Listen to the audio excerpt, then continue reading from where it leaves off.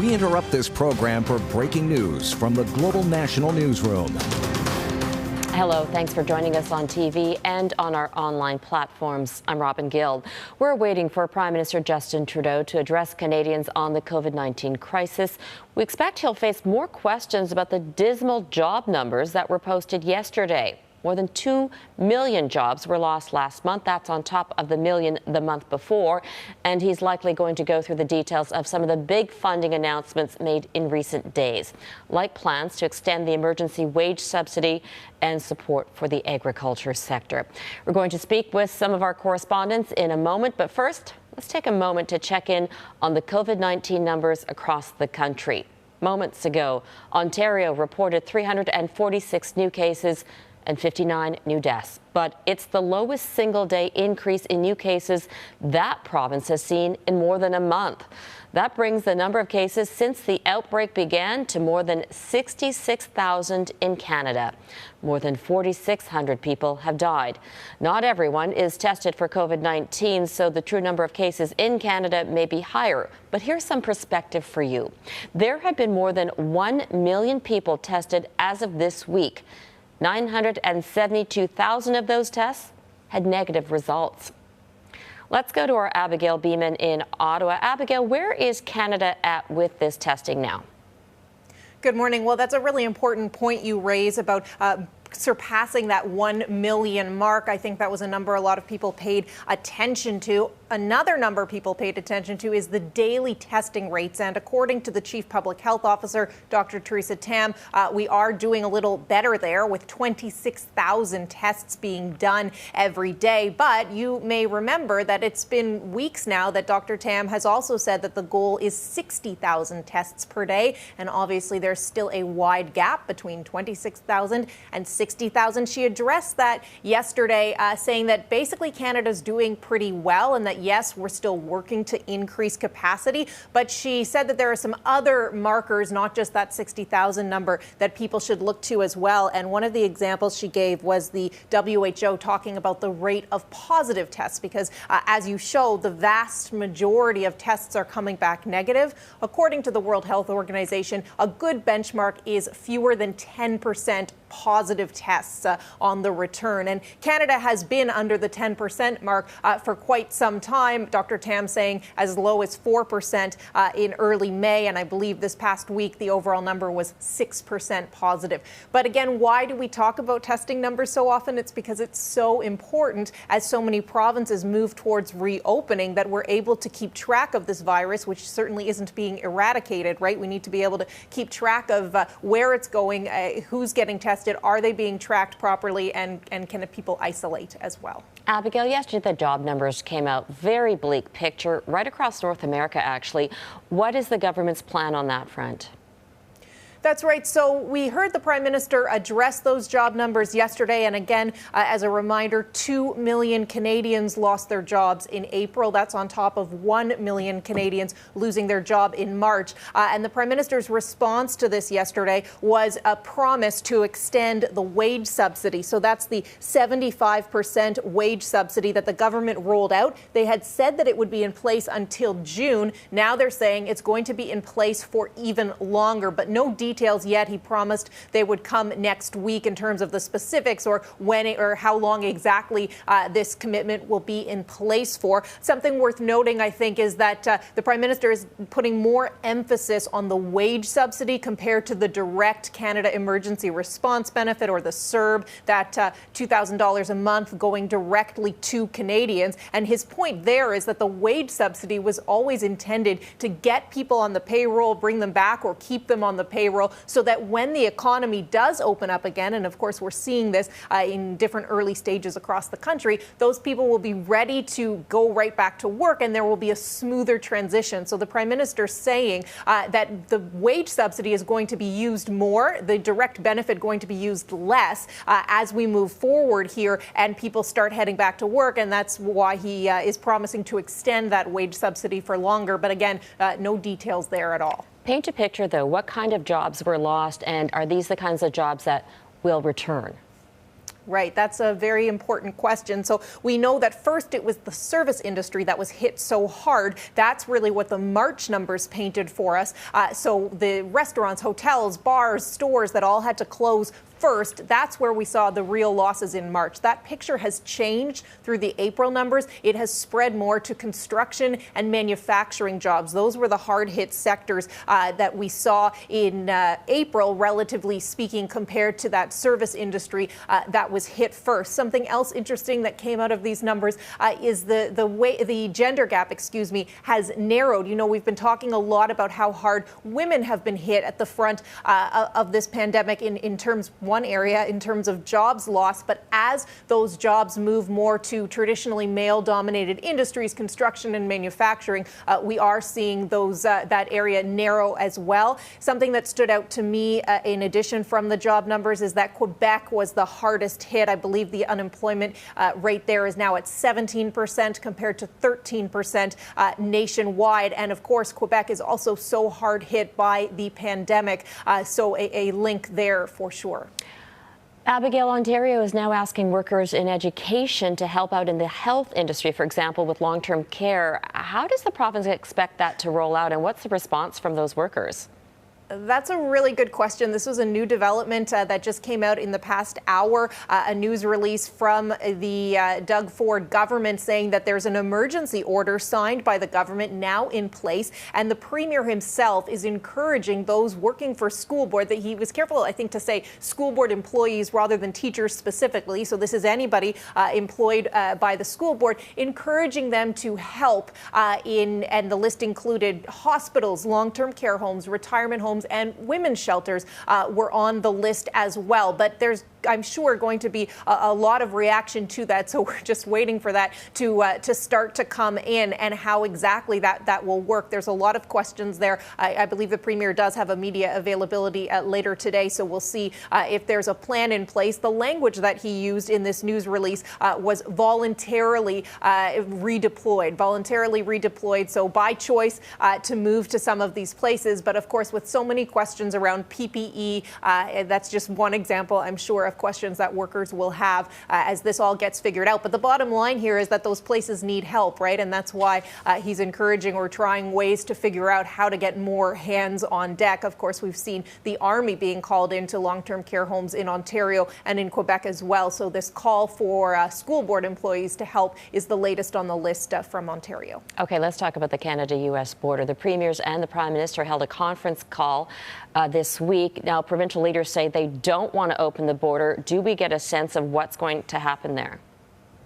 That's a really good question as well. The Prime Minister has been very clear when he's been asked this, and he has been asked this quite a few times about, you know, is it time to reopen the border? When will that happen? And he has always been clear to this point that it's too early, and that that's a decision that will be made very carefully and based on the evidence of what's going on. But that is one to watch for sure. A lot of questions there about that border. Okay, Abigail, we'll get back to you later. We want to tell you about a new COVID-19 outbreak in Calgary at a Canada Post sorting centre. 6 people who work at the facility tested positive. Alberta health officials say the cases occurred separately over a 3-week period going back to April 20th, and it's not believed the cases occurred in the facility. Canada Post says Alberta Health Services believes the cases are a result of external exposure and that they are all unrelated. But Alberta Health does have to declare an outbreak when there are 5 or more COVID-19 cases at a single location. Let's bring in Keith Baldry. He's the Legislative Bureau Chief for Global BC. Keith, this week we got an idea of how BC plans to reopen the province. Take us through the phases. Yeah, so it's going to begin on May 19th, now called Reset Day in BC. And unlike other provinces, the BC government really didn't close a lot of businesses. The public health officer here, Dr. Bonnie Henry, really only shuttered personal services industry such as hair salons, nail salons, tattoo parlors. Some health authorities took it upon themselves to close things like gymnasiums. But the manufacturing sector, the retail trade sector, construction, largely left untouched by any health orders. So basically, businesses in British Columbia are being invited to reopen on their own. and to ease restrictions and come back into existence. A lot of businesses took it upon themselves to shut their doors voluntarily, and either through a concern about not being able to protect the health of employees or customers, or simply because the economic model no longer worked for them. So May 19th is still a few days away. There is now protocols and rules being set down for businesses to follow in British Columbia, as across the country, Robin. The primary underpinning tenet here is the need to keep your physical distance from other people. So 2 meters apart, whether you're in a store, a personal services situation, a hair salon, you've got to keep your personal distance. And there's going to be limits on crowds in stores. There's going to be a suggestion people erect physical barriers, such as plexiglass windows and such. The parks are going to start to reopen slightly, starting the May long weekend. And then over the summer, there's expected to be even more easing in terms of things being allowed to occur, like camping, for example. But by and large, we're still in a sort of semi-lockdown mode, I think, for a number of months now, because there's going to be restrictions on crowd sizes for a long time, and there's going to be restrictions on movement. People are being encouraged not to travel in any great distance this summer. To literally don't have a vacation, have a staycation, stick close to your community.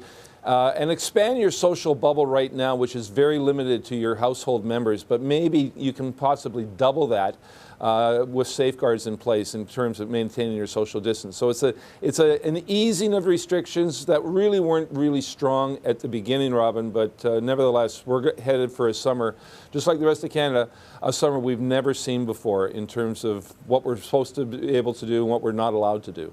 How does that compare, though, to the rest of the country and the other provinces? For example, Quebec is now backtracking. Quebec has been backtracking a number of times, for example, on opening their schools. I mean, that province is the hardest hit.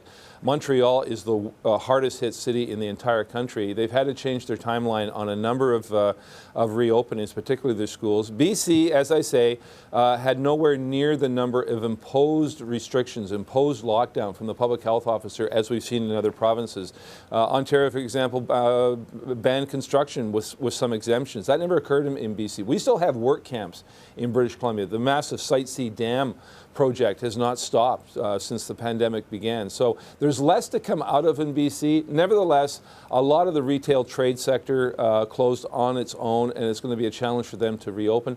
The restaurant sector in BC, as is the rest of the country, has been basically on lockdown. You could get takeout or delivery, but certainly not being able to eat at table side in a restaurant, and that now will change. But again, restaurants are going to be challenged to come up with some rules, a structure that would allow it to obey the rules of social distancing. I don't think the profession of waiters, a waiter, waitress, is going to come back anytime soon in this country, because you cannot be at an elbow side of customers right now. Maybe some exceptions to that, but industries right now are challenged to come up with creative solutions to meet this new normal, this new reality of being able to serve customers in a very safe way. And that means 2 meters apart and plexiglass shields in many instances. Business models are changing on so many fronts.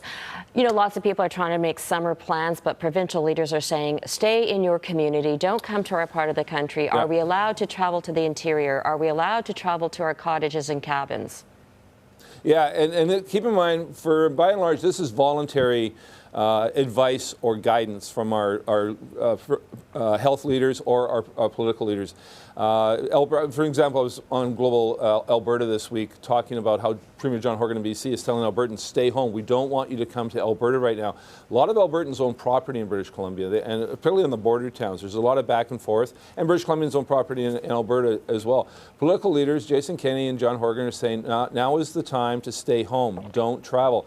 Again, it's not an official order. It's not a legal requirement, but it is an admonishment that you should do this. But there will be people who will travel this summer. They will be heading to their cabins, they will be heading to their cottages, and they'll be crossing provincial borders. It's not against the law. It is against public health guidelines, though. And we'll see as the summer goes on whether that advice turns into something much stronger. Right now it's advice, and guidelines. It's not a legal requirement, but I think there are going to be some people who will say, no, I own a cabin somewhere, I'm going to head to it.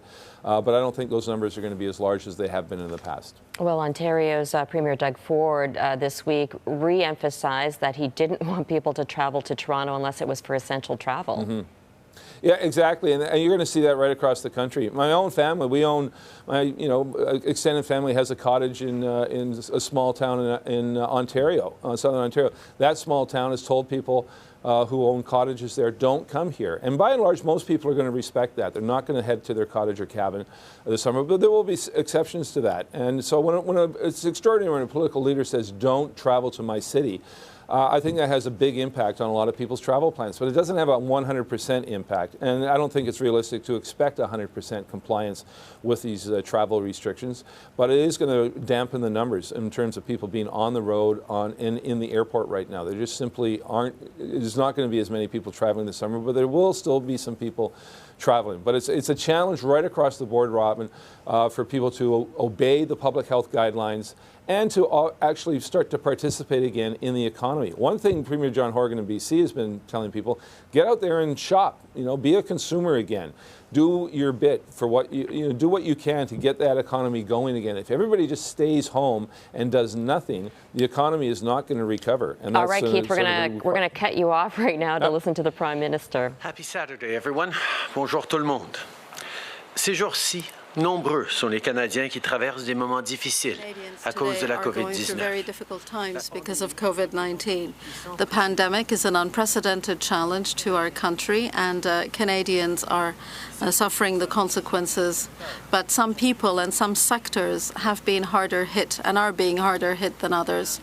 This week, we therefore announced further measures to help those who need help the most. First of all, we're concluding an agreement with all provinces and territories to increase the wages of essential workers. These are the people on the front lines of the fight against COVID-19. That's where they have been since the beginning, and they are doing such excellent work. The best way to thank them is to make sure they are well paid and well protected. This week, through that agreement, we are achieving a significant measure to give them more income.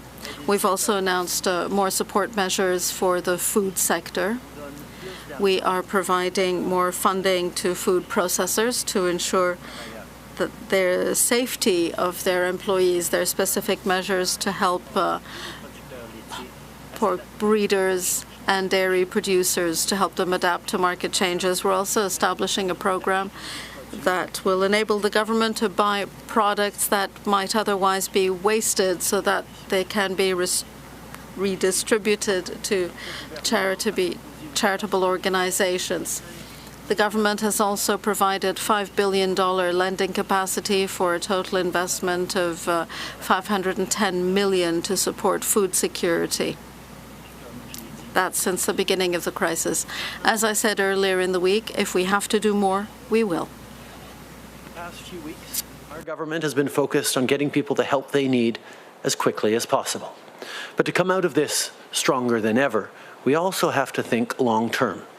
We need to lay the groundwork now so our economy can come roaring back. And that's what we're doing with measures like the Canada Emergency Business Account and the Canada Emergency Wage Subsidy. So far, more than 500,000 small businesses have received a loan through the CEBA. And less than 2 weeks since launching the Canada Emergency Wage Subsidy, employers have applied for subsidies for almost 2 million workers. Our government is giving employers more resources so they can stay in business and keep people on the payroll during this crisis. Maintaining the connection between employer and employee will be key, not just to help people get back on their feet, but also to our economy. In that vein, we announced yesterday that we would be extending the Canada Emergency Wage Subsidy beyond June.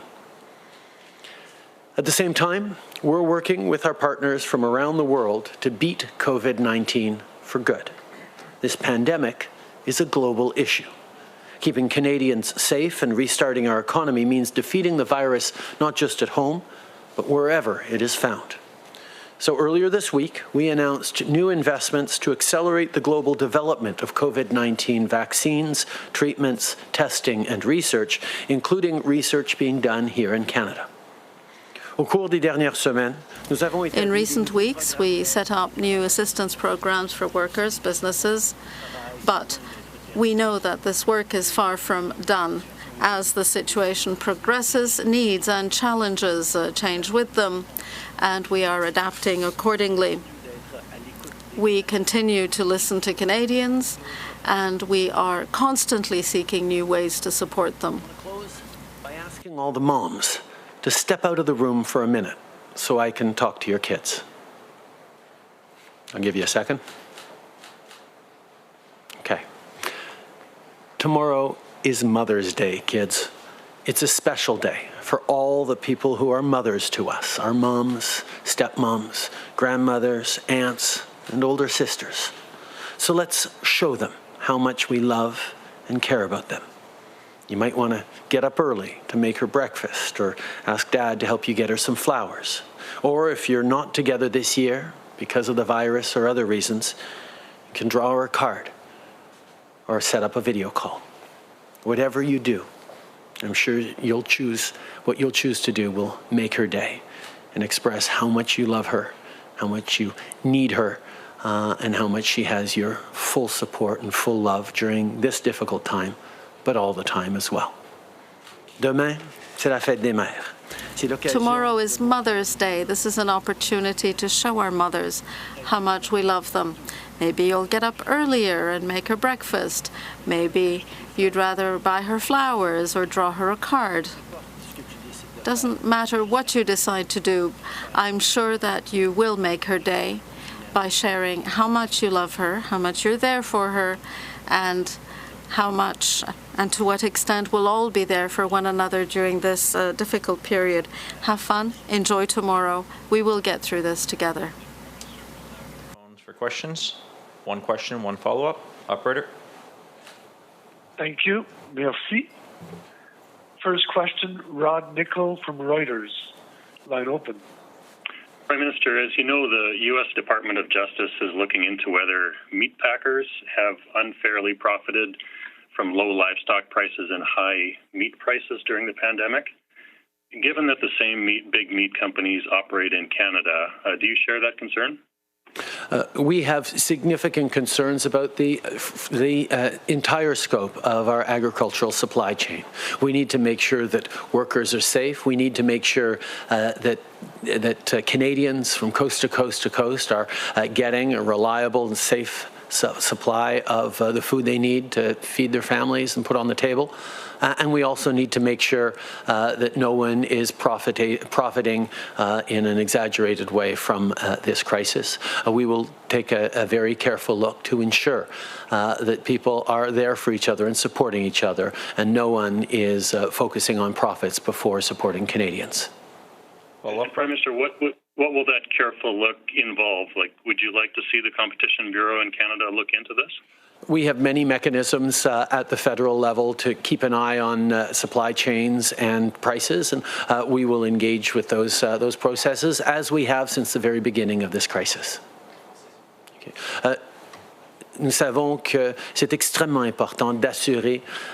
We know how important it is to ensure the safety of our food supply chain and to ensure food safety for all Canadians. That means protecting workers all along the food supply chain, but also ensuring that those supply chains continue to work well, that they remain robust. We also need to ensure that no one profits unduly and puts profits ahead of safety and security. We have tools at different levels of government, and we've been using them since the outset, since the beginning of the crisis. The next question, Theresa Wright, The Canadian Press. Line open. Good morning, Prime Minister. We know from the National Inquiry into Missing and Murdered Indigenous Women and Girls that Indigenous women were already more likely to experience violence, and now COVID-19 has exposed them to concerningly high levels of domestic violence due to the pandemic restrictions. Given this, can we expect to see the National Action Plan on the inquiry's findings in June as promised, or will COVID-19 delay this? No, the work that we're doing on establishing a national action plan on violence against women coming out of the missing and murdered Indigenous women and girls inquiry is more important than it has ever been. We have seen in situations where someone is forced to stay home when home isn't safe, a rise in domestic violence because of the stresses, because of the confinements, because of the challenges we're facing because of COVID-19. And this government has worked from the beginning to give more support to shelters and organizations and networks that are supporting victims of family violence or gender-based violence. We will continue to do that work. We will continue to work very hard on that national action plan coming from the missing and murdered inquiry. This is a priority that continues and is even intensified because of this crisis. Okay. Les situations de violence domestique. Domestic violence and gender-specific violence are unfortunately more prevalent during the crisis because of stress, because of isolation, because of vulnerabilities in our populations, and that is why we are continuing the very important work of making efforts to reduce gender-based and domestic violence. We are continuing to work on the response to the report on missing and murdered Indigenous women and girls. The crisis is not delaying that work. If anything, it should make us work faster. People who are still not being helped by your emergency financial assistance programs, people who were unemployed before the crisis began, people on disability or social assistance, they're all left out. Will help be coming for them? We know that it's been important to get help out to millions of Canadians very quickly, and that's what we've done. We've seen over 7 million people access the CERB, the Canada Emergency Response Benefit, but we've always recognized there is more to do. We made modifications that ensure that people who are recently unemployed, whose unemployment benefits ran out before COVID-19 started, would also qualify for the CERB. We've put in place measures to support students. We've looked for other ways to fill gaps, and we will continue to. At the same time, we have given more money to community organizations and networks that are supporting our most vulnerable in cases where the direct support we're offering can't reach people. We will continue to work to make sure that all Canadians, but particularly vulnerable Canadians, are supported through this crisis. Hi, Prime Minister. Chris Logue with Global News. With all of the aid money rolling out the door, are you simultaneously planning for how to help the economy back now or waiting until some of the pandemic is behind us? I think we obviously need to be thinking about the longer term while we design and while we bring in place support for people. That's why, for example, we move forward with the wage subsidy, which, unlike the CERB, is there for people who, lose their job and lose their paycheck and therefore have a broken connection with their previous job. The wage subsidy allows people to stay connected with their employment, so that once we start being able to reopen certain sectors and once the economy picks up again, people will still have that link by getting a paycheck from that employer that will allow them to get back positively and quickly. There are a broad range of ways in which the measures we've put forward are very much thinking about the recovery. That goes part and parcel. But our focus right now is supporting Canadians so that they can do what needs to be done to slow and stop the spread of this pandemic as we start looking at reopening. Sorry, but I'm not questioning the help. I'm asking if recovery plans are happening simultaneously. We are, of course, looking towards the steps that will be required on the recovery of the economy. That is a significant amount of work that is ongoing, but our focus right now is on recognizing that we are not in the recovery phase yet. We are not even fully into the restarting phase yet. We are still in the emergency phase where people need to get the support they need so they can continue to socially distance, to stay at home, even as certain regions and certain places are talking about reopening. The vast majority of Canadians will need to continue to be very careful, and that's why they will continue to need support. Nous savons que même si y a certains endroits qui commencent à redémarrer. We know that even though some places are starting up again slowly, we are still in a position where many people will have to be careful, stay at home, maintain social distancing measures as we gradually and slowly and carefully open up. We recognize that many people will have to remain at home still, and that's why our focus has been and will continue to be on support to families and workers so that they can do what we need to do to slow down the spread of the disease. Suspended the shipment of 8 million N95 masks made in China that failed to meet specifications. How big a loss is that for Canada? And given that this was a Montreal company that had outsourced to China, does this not prove that we should not be relying on foreign outsourcing for such critical equipment?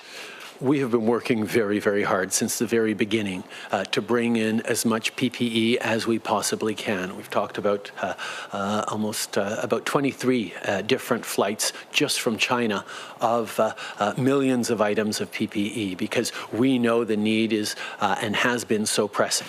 At the same time, we have ensured that we are ramping up domestic capacity to be able to ensure that we're covering the needs that we have for the longer term. And I want to thank all the companies and manufacturers who've stepped up. At the same time, we also know that in the millions of items that we've received, we have to ensure that they are at the top quality expected by our Canadian healthcare workers. And the withholding or the suspending of shipments from this particular supplier is proof that our system works. We are testing all those masks, all those items before they reach our healthcare workers because we will not compromise on the safety and protection for our healthcare workers. From the outset, we left no stone unturned in order to get as many personal protection equipments as possible. And we had 23 flights coming from China, and daily we receive more shipments in order to help our frontline workers. We also knew that we had to push our domestic production, and we have quite a number of manufacturers in Canada who are meeting our requirements more and more. We want to be able to count on them in the medium term and less on importing those equipments. However, there are always the risk when you import something that it might not be up to the standard that we do demand for the equipment used by our Canadian front workers, and this is why we test them upon arrival before sending them to our frontline workers. And there is the example of this company in Montreal, which gives us the guarantee of a previous screening. L'un de vos ministres adjoint dit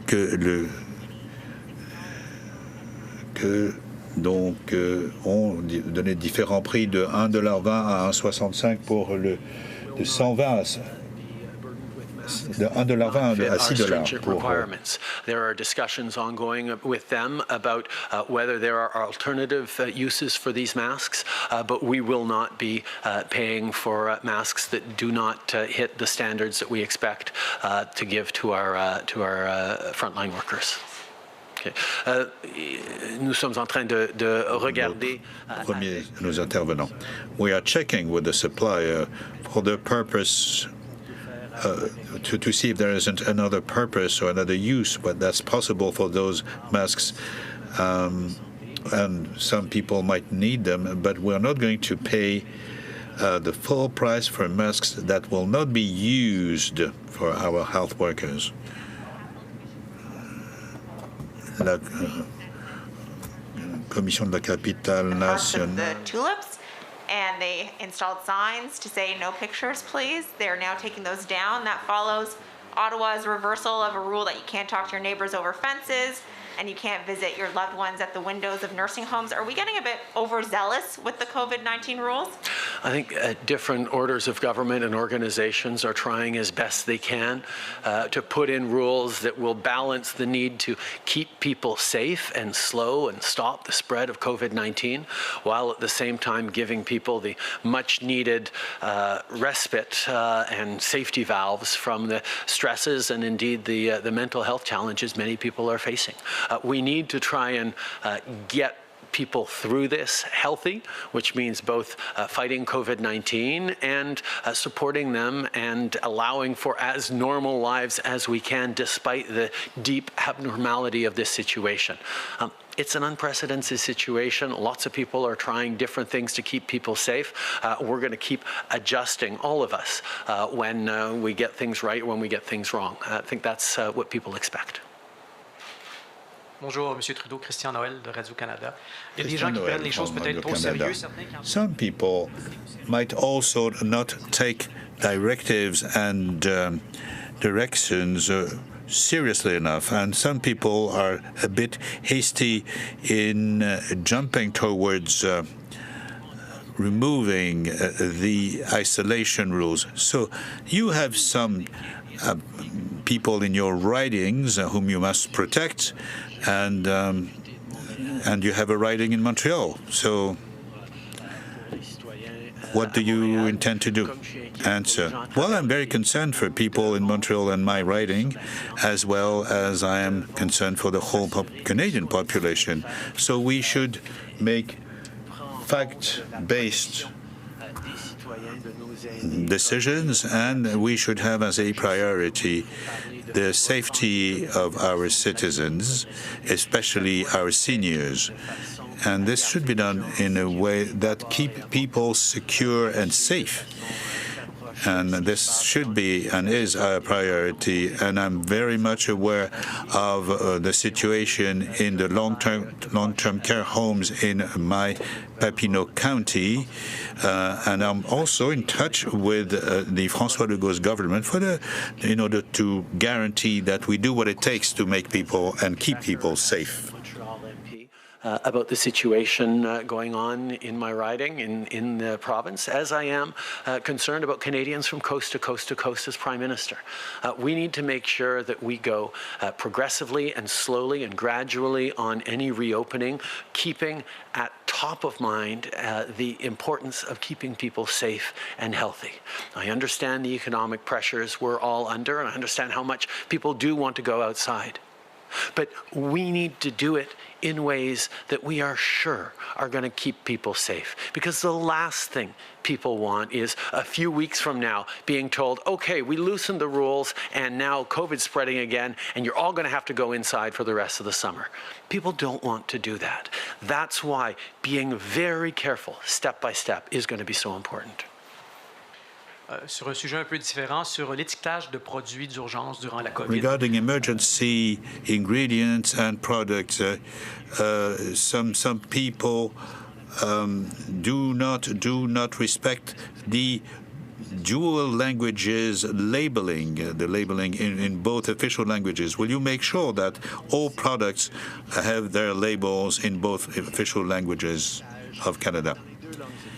Well, we know that labeling in both official languages is not only a matter of the legal and constitutional existence of two official languages in Canada, but it is also a matter of safety for consumers, for people who use those products, pharmaceutical products and others, so that people are protected. We want people to be protected. And this is what we were quite concerned when Health Canada, and this was also shared by Santé Québec, when they decided the similar provisions. We're looking for other solutions in order to just provide information in both languages, in both official languages, and even other languages if necessary for users. We all recognize that bilingual labeling is not just a question of recognizing the important bilingualism of our country, but it's a question of safety as well. It's a question of actually ensuring that people know how to safely use a product that they are using or they are purchasing. That's why I know that Health Canada and indeed Health Quebec that approved unilingual English labeling in certain limited cases, didn't particularly want to and looked hard to try and find solutions. And I know on the Health Canada side, we've moved forward with online information that people can access in multiple languages to make sure that they are going to be able to fully understand what it is that the products they're using. Ian Wood, CTV News. Prime Minister, you previously said that the economy and businesses should only reopen if they have adequate PPE to protect workers. Given the procurement issues, are you going to make any suggestions to the provinces that maybe they scale back on their reopening plans? And how long is the government going to be able to maintain these emergency subsidies? First of all, we agreed as all First Ministers, premiers of provinces and territories and the federal government, that there are principles that need to underlie any restarting of the economy. And that's exactly what we're moving forward on carefully. That's why we're continuing to procure massive amounts of PPE, including flights almost daily for the rest of the month from China and elsewhere to ensure that we have enough equipment, even as the Canadian producers and manufacturers of these equipments are starting to come online and deliver their products as well. We know that as we move forward to reopening, we need to make sure that workplaces are safe for Canadians and that we are arresting the spread of COVID-19 and preventing a second wave that could send us all back into confinement this summer, which we certainly do not want to be doing. So we're going to continue to work with the provinces to make sure that they are able to fulfill the levels that they are projecting they will need in terms of PPE, and that is something we're going to continue. As for how long these supports are going to last, we're going to keep adjusting to what the economy needs are, but mostly what the needs of Canadians are to be supported and to stay safe through this situation. Okay. Nous avons travaillé avec les provinces. We cooperated with provinces, the provinces and territories, for the purpose of helping bring closer a gradual restarting of the economy, which of course entails having enough personal protection equipment in order to prevent a new spread of coronavirus.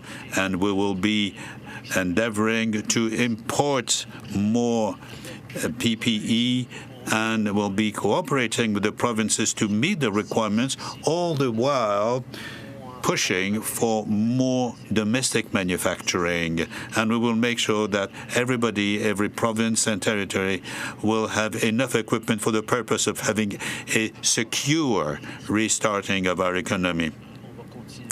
And regarding the benefits for Canadians, we will be adjusting our help to the Canadian population for the purpose of helping them and at the same time protecting them and starting again the economy. Thank you, everybody. That was Prime Minister Justin Trudeau speaking outside Rideau Cottage, taking questions about the government response to the COVID-19 crisis. To recap what the Prime Minister said, let's go back to Abigail Beeman in Ottawa. Abigail, you've been asking this question yourself, is how long can Canada and the government maintain these emergency subsidies? What did you take from that? Well, that's right. With, so many tens of millions of dollars, billions of dollars rolling out the door, it's a question that we have been asking when we hear, that the deficit is likely to be at $250 million. But when Global News asked the Prime Minister that question today, he suggested that the question specifically that was asked was, are you simultaneously working on how to bring back the economy while you're still getting this aid money out the door, this much much-needed aid money. He sort of suggested that there are plans underway to work on that as well, but he kept stressing, as he does, that now is the time to focus on getting that aid to Canadians. But I think a lot of people also have questions already about how are we going to come back from this? What are the hits to the economy going to be? What's the plan to get back on track, even as they deal with the immediate upfront situation? But he used some pretty strong language when talking about where we are right now. He said we are still in the emergency phase, not in the recovery phase. So a pretty clear indication from him that that is still where the focus is right now. Especially with the bleak job numbers that came out yesterday. Well, exactly, and that was a focus as well today when we see another 2 million jobs lost in April. Everybody's question yesterday was, have we hit rock bottom? Is this the worst that it's going to get? And it's too hard to know with whether these job losses are temporary or whether people will be able to keep their job. And to tie that in with some of his other comments, the Prime Minister remarked in response to a few questions that it's so important that these reopenings, that these rollouts happen very slowly, very gradually, because he said nobody wants to be forced back into quarantine for the rest of the summer if people open up too quickly or don't take the proper measures, and then everybody, if the number of cases increases, and then people will be forced back inside again. And that's linked to, are these job losses temporary or permanent if people head back on the job and then there's another round of closures? So many questions there, but he was asked that question about reopenings, especially with the concern in Quebec, where his riding is, where kids are preparing to go back to schools, or schools are getting ready to reopen, when Quebec has been so hard hit by this virus. So the Prime Minister there saying that, of course he has concerns with how provinces do this in general, but he's also very quick to mention how collaborative how the provinces have all agreed about the need to do this slowly. Abigail, you've been talking to economists. What are they saying about when the economy could pick up?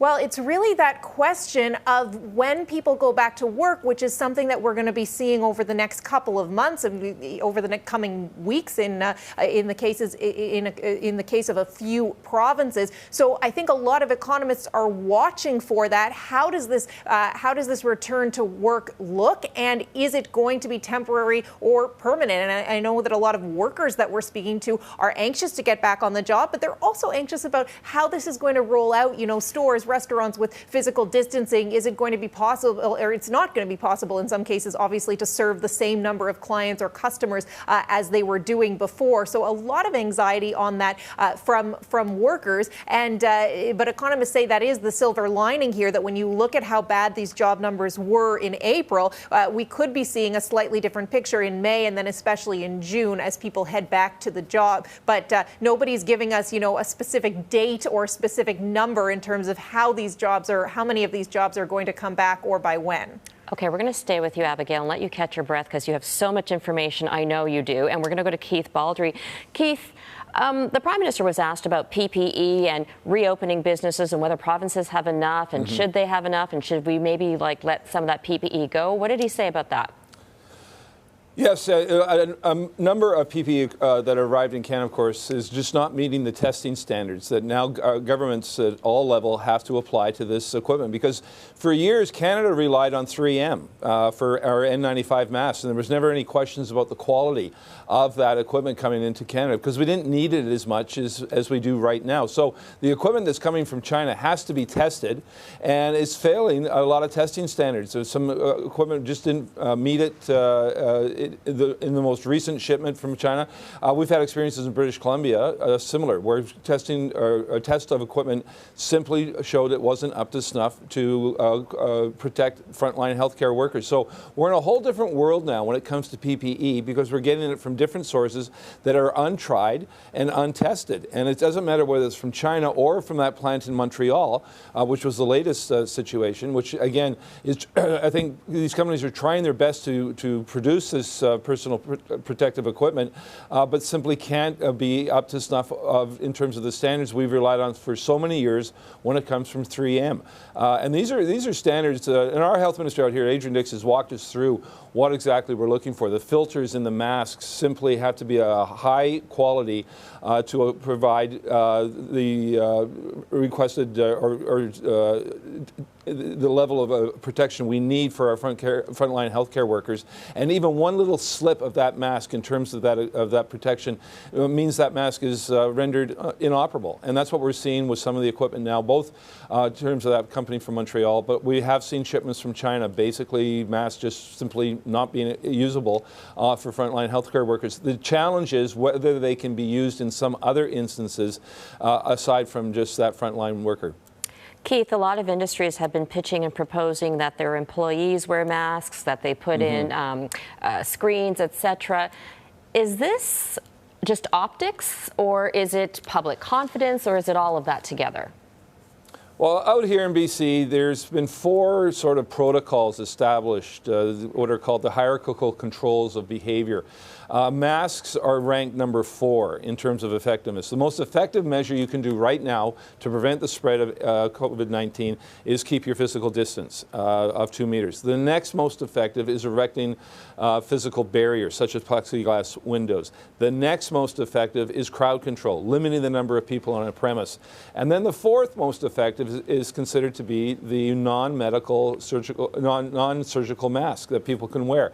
And masks, of course, as we all know now, which we didn't know at the beginning of the pandemic, is masks don't protect you from getting the virus, but it does ensure that you will not give the virus to other people. So you will be seeing an incredible increase in the usage of masks, particularly, I think, in places where it's hard to avoid hard to implement the social distancing measures, such as transit use. I think you're going to see a lot of people now using masks on rapid transit because it's hard to establish your physical distance there. And I think you will see greater ramping up of the use of masks of employees in a number of settings. Notably, again, where it's a challenge to keep your physical distance. It may be the case in restaurants. It may be the case in personal services, such as hair salons, nail salons, tattoo parlors, where you're just, by the nature of the profession, you're required to be near a person closer than perhaps 2 meters. So masks, again, there's sort of a false sense of security, I think, associated with masks, which is why I think you saw Dr. Theresa Tam really soft pedal the use of masks at the beginning of the pandemic, because I think her reasoning was we don't want to allow masks to lull you into a sense of false security because it doesn't protect you, but it does protect you from giving the virus to someone else. And it's interesting to see the messaging change from public health officers on the issue of masks. At the beginning of the pandemic, not considered to be much use at all. Now, at this point in the pandemic, it's considered to be of some use in some situations. Abigail, the Prime Minister was asked about the price of food, specifically about meat. Can you tell us what his answer was on that? Yeah, that's right, and that's based on investigations that are underway by the Department of Justice in the United States over whether meat packers are profiting unfairly during this pandemic. He said that he was concerned.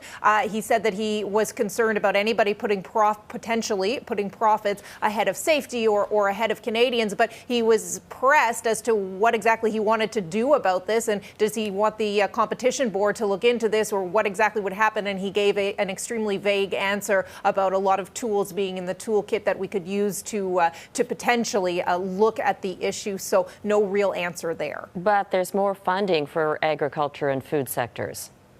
Yeah, and that's an important point. That was one of, if not the biggest announcement that we heard from the Trudeau government this week. But important to note that the $252 million that the government is rolling out the door for the agriculture industry is less than a tenth of what farmers were very clear to a parliamentary committee that they needed. So there are farmers all across this country and food producers all across this country who are saying this really is not enough, and it's not going to help the problem when you have poultry and chicken farmers looking at euthanization as the only way out of this backlog. So still a big issue there in terms of very worried farmers who say that, Canadians need to pay more attention to where their food comes from and what's going to happen if this doesn't get cleared up. And of course, the answer there is a more limited supply or higher prices at the grocery store, which some of the farmers that I was speaking with are saying, we will start to see that come come the fall. So it may not be tomorrow that the effects of this are rolling in, which is why potentially some people are putting it out of their minds. But when that fall harvest comes in, it's going to be a bigger issue. Keith, the premiers and the Prime Minister had a conference call this week about reopening the U.S. border, and a lot of the premiers were saying, don't do it, don't open up the border. What are you hearing in BC? Yeah, certainly that is the view out here. I think Ontario Premier Doug Ford, BC Premier John Horgan, and Premier Legault in Quebec, I think, are leading the cry here. Do not open the border. BC and Washington State, of course, share a border. Washington State continues to have a serious surge of cases of COVID-19, both in terms of overall cases, but also hospitalizations and deaths. Almost 900 people have died in Washington State, and the death tallies continue to mount on a daily basis. So the pressure is on from the big provinces. Do not open the border, and I expect that's going to be the situation right through the summer. It's been pretty consistent out here in terms of call on people. Do not travel, both interiorly, in terms of within the province. Don't go to other provinces. And by all means, we're not going to be international traveling anytime soon. In fact, international tourism is considered in the BC reopening plan to be only possible when we get a vaccine. And a vaccine is just not in sight. It could be a number of years before we see that. So the pressure from the provinces of not traveling internationally in terms of opening up that border is going to be consistent. It's going to be strong, and it's going to be there for a long time. Abigail, Air Canada reported some serious losses when it comes to travel and suggested that any travel wouldn't begin until December, close to Christmas. Well, that's right. And specific help for the airline industry is something that the Trudeau government has hinted at.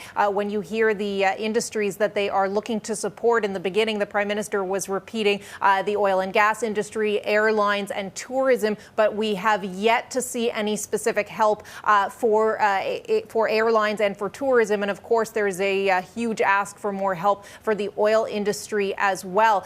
But the air travel remains a big concern in terms of how these companies are going to weather this storm. And of course, the Prime Minister speaks about the wage subsidy and other measures that are aimed to help everybody right across the board. But the airline industry is certainly one that is hurting right now. He did talk about the wage top-ups for essential workers. Any idea when the finance minister is going to give the economic blueprint with all of this and how much this is costing?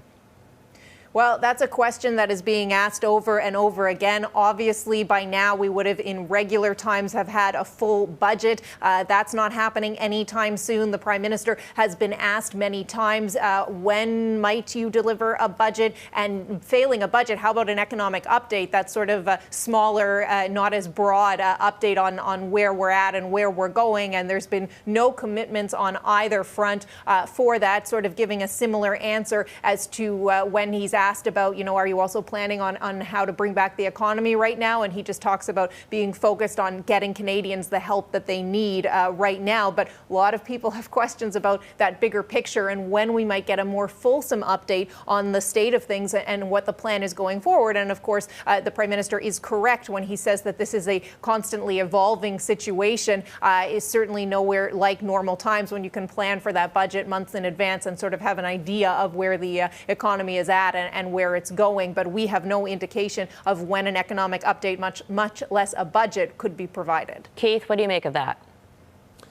Well, I think, right now the public is probably not at the point yet of demanding that everybody come back and review a budget like we do in normal times. I think people are still in somewhat bewildered, desperate state right now because we've never been through this. And I think the last thing on their minds is necessarily a formal presentation of a budget. Having said that, at some point, I think you're going to see the public mood shift to wanting more accountability.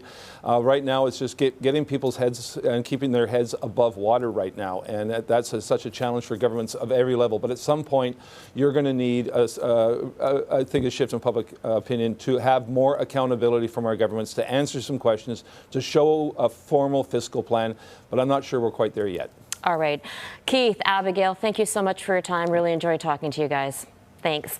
Let's recap what Prime Minister Justin Trudeau said in his address to Canadians. He reminded them we're still in an emergency, and while Canadians are anxious to get back to regular life, he says the recovery phase for the economy is still a long way off. He laid out the steps his government is taking to support Canadians and industry, including the extension of the Canadian Emergency Wage Subsidy beyond June and money for Canada's struggling agriculture sector. He discussed the National Action Plan on Violence Against Women is more important than ever. His government is making that a priority, and the action plan that came out of the inquiry into missing and murdered Indigenous women and girls will be announced later next month. The Prime Minister also says this COVID-19 crisis only intensifies the need for a response. He emphasized how his government is boosting domestic production of essential supplies. Earlier this week, 8 million masks failed to meet government standards. They won't go to frontline workers, but the government is looking at how those masks can be used for other purposes.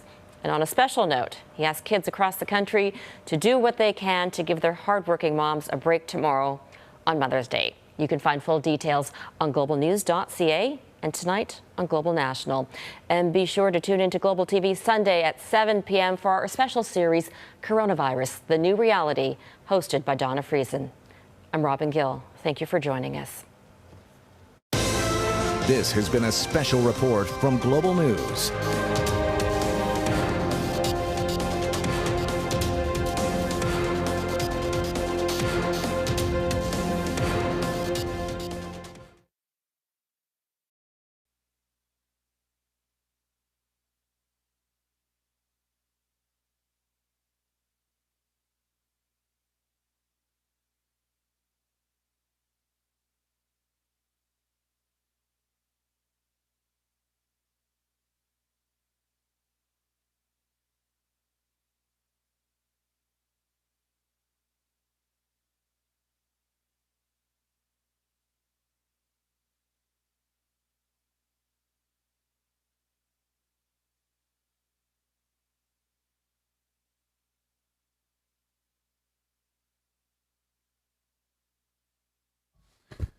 Bonjour à tous. Good morning, everyone. Nous sommes ici ce matin avec We are here this morning la Dr. Tam, with Dr. Tam, Dr. New, des mises à jour et, who will be providing Dr. updates, Wang and Dr. et Wang, moi-même. as well as myself. Sans plus tarder, Without further ado, avec la mise à jour, d'abord, let's begin with the update in English by Dr. Tam, followed by Dr. New, providing the update in French, and finally myself. Thank you. Merci and bonne journée. Thank you, and hello, everyone. I will start with the latest numbers on COVID-19 in Canada. There are now 66,730 confirmed cases, including 4,628 deaths, and 30,600, or 46%, have now recovered. Labs across Canada have tested over 1,067,000 people for COVID-19 to date, with about 6% of these testing positive. In the past week, we've tested, on average, 26,000 people daily. Today, I want to focus on the disproportionate impacts and severe outcomes of COVID-19 on our seniors. It's hard to calculate the hardships endured and the grief that remains for those we've lost. Canada's older adults are the keepers of our history, culture, and wisdom. Each loss is one too many, but the scale and impact on our seniors as a whole is nothing short of a national tragedy. Prevention and control of COVID-19 in high-risk populations is crucial for controlling this and future waves of COVID-19. These outbreaks drive up the case fatality rate, accelerate spread, and continue to spill over into the community. But it is our older adults who bear the brunt. Though an estimated 20% of COVID-19 cases in Canada are linked to long-term care homes, over 80% of all deaths are among seniors residing in these settings. A range of measures has been implemented in an effort to prevent the introduction and spread of COVID-19 in long-term care homes. However, many areas of the country are still struggling to get ahead of the rapid and stealthy spread of the virus in these outbreaks. We know that where there are weaknesses, whether structural, social, or economic in nature, this virus will take advantage. If we are willing to give what it takes to address these weaknesses in long-term care and assisted living homes and to provide better support to poorly compensated workers in these settings, we stand a better chance of maintaining control of the virus. We will be living with COVID-19 for some time. If we make it a priority to look after the most vulnerable in our society, we can change the outcome of this pandemic and not live in its shadow. Together, we can do this. Thank you. Merci, Dr. Tam. Dr. New. Thank you, Dr. Tam. Dr. New. Okay, merci, bonjour. Thank you. Hello. As usual, I will start with the latest numbers on COVID-19 in Canada. There are now 66,744 confirmed cases, including 4,628 deaths and 30,600 people, or 6%, now recovered. Labs across Canada have tested over 1,067,000 people for COVID-19 to date, with about 6% of these testing positive. In the past week, we've tested, on average, over 26,000 people daily. Today, I want to focus on the disproportionate impacts and severe outcomes of COVID-19 on our seniors. It's hard to calculate the hardships endured and the grief that remains for those that we've lost. Canada's older adults are the keepers of our history, culture, and wisdom. Each loss is one too many, but the scale and impact on our seniors as a whole is nothing short of a national tragedy. Prevention and control of COVID-19 in high-risk populations is crucial for controlling this and future waves of COVID-19. These outbreaks drive up the case fatality rate, accelerate spread, and continue to spill over into the community. But it is our older adults who bear the brunt. Though an estimated 20% of COVID-19 cases in Canada are linked to long-term care homes, over 80% of all deaths are among seniors residing in these settings. A range of measures has been implemented in an effort to prevent the introduction and spread of COVID-19 in long-term care homes. However, many areas of the country are still struggling to get ahead of the rapid and stealthy spread of the virus in these outbreaks. We know that where there are weaknesses, whether structural, social, or economic in nature, this virus will take advantage. If we are willing to give what it takes to address these weaknesses in long-term care and assisted living homes, and to provide better supports to poorly compensated workers in these settings, we stand a better chance of maintaining control of the virus. We will be living with COVID-19 for some time. If we make it a priority to look after the most vulnerable in our society, we can change the outcome of this pandemic and not live in its shadow. Together, we can do this. Thank you.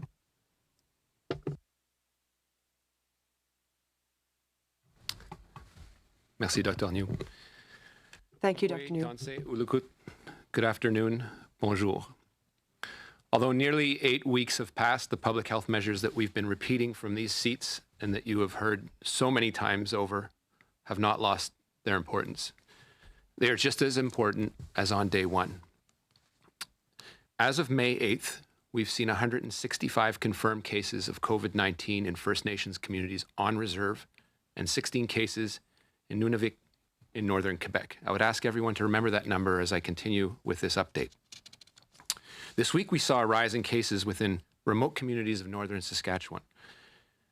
We're concerned by this, and we are working with local leadership to support these communities in their response. Some communities heavily impacted around the La Loche area include First Nations Reserve, but not only. This is why we need to keep collaborating with the province of Saskatchewan to ensure the medical staff and leadership in the area can get the support they need to respond to this outbreak. The situation demonstrates that the onset of COVID in some Indigenous communities may have been being delayed by remoteness. We need to remain vigilant. And we need to do more to provide the resources to make sure that the people that are suffering from this in and around the La Loche area and in La Loche are properly served. This is what we've been working on.